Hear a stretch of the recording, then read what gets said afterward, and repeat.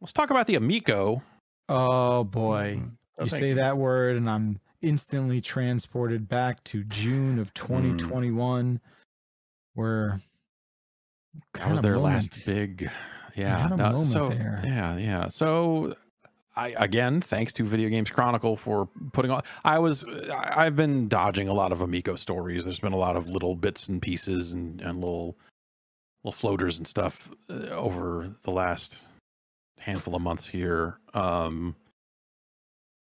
About this is the new Intellivision console. If you're not familiar, this is they're trying to make a family friendly console for not a lot of money and all this other stuff. And the road to release has just been a real disaster from the looks of things. Yeah. Last week or so has been another week of people digging into various aspects around the Amico, but there's also news where Tommy Tallarico, who had been the CEO of the company, Tommy Tallamico, thank you very much. Yes, oh sorry, Tommy Tallamico. I don't like that at all. He is no longer the CEO of the company. He is there in a creative type of role, and he's still the largest shareholder. Phil Adam, who has been there for a while as well, is now the new CEO. There was a recent interview with him where he talked a lot about that maybe the price of the Amico might go up. They had been touting a discount, like, hey, we're maybe going to get this thing out for like $250, something like that. He's saying like, this might have to go up, and also maybe some games may have to raise in price. They had been like, Jesus, games will be $10. That's it. And now it's like, no, some maybe more. And so that's kind of the business bit of it. But they're also doing another round of like crowdfunding investment type, one of these crowdfunding platforms that's also like, and you're also an investor. This sounds like a pyramid scheme. Yeah. I mean, except that I don't see how people get any money out of it, because the console has to ship first and they have to make good on all the other loans that they've taken out. People have been kind of digging into the books because there had to be some of those numbers had to be kind of disclosed as part of this round of crowdfunding. And there was part of that as more and more people pulled it apart, they were like, hey, this company maybe has like $400,000 in change in the bank. Wow. And they're probably gonna have to do another round of funding after the one that they're currently doing. And like just the hey, what's your profitability been over this last year? Which granted they have not been selling products or anything like that, but still have been losing money on top of that. And then you take into account all of the talk about the power of that console being relative to like a 2016 Android phone, as different people have pulled apart some of the specs and stuff they've given to developers or just given to the public via their developer portal.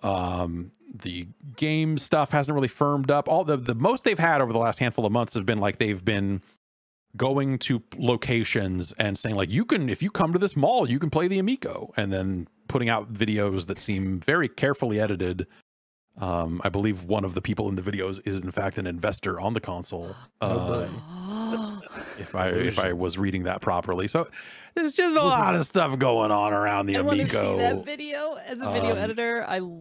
That's my manna from heaven to see a really heavily edited video that's trying to avoid like somebody saying something not kind or something like that. I don't know that it's not necessarily that. It's more that like the people that they put on camera seem very ready to say the things that they're about to say, and not necessarily. I don't know. Maybe it's fine. In the video, or their money is involved in the project. And there's just an Amico defense force of sorts has emerged somehow of the country Amico, and that are like, I can't believe all these people out there. Like Tommy Tallarico, I believe at one point said people that don't like the Amico are being gaming racists. There's a lot here. No, that reminds me of the defenders of that Atari thing you had. Oh, the VCS thing. Yeah, probably the same people. We dug deep into those forums where people were just like, here's what you'll need. Like I remember seeing a forum post that was just like, here's the things you need to fix this. Yeah. And it was like a checklist of household items. And I'm just, God, you got to pick your battles, folks. Yeah. This seems like a losing one. It does. I wonder if this thing will ever ship. Right.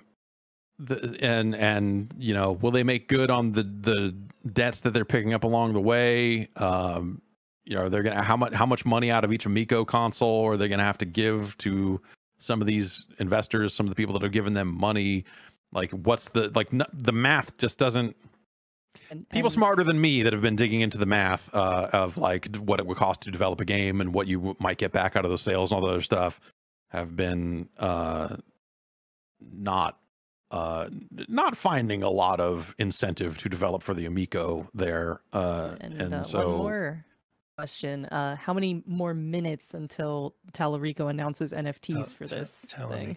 It's not, so that's it. It would be. It's just like it's so grifty that NFTs are going to have to crash into this. I believe at some point he did have to kind of come out and say no, because people thought he did say that at one point, but I think he was confused and was referring to all of the games being NFC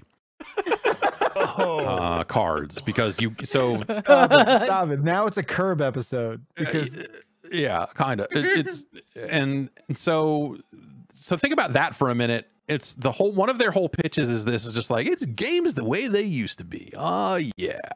And their physical boxes just come with cards that you hold onto the console to scan in so that it can download a game. It's not physical. Mm-hmm. It's not a physical video game. Mm-hmm. Mm-hmm. Like the people that are like the weird old men that are weirder and in some cases older than I am that are like, back in my day, you put the game in the console and turned it on and it worked.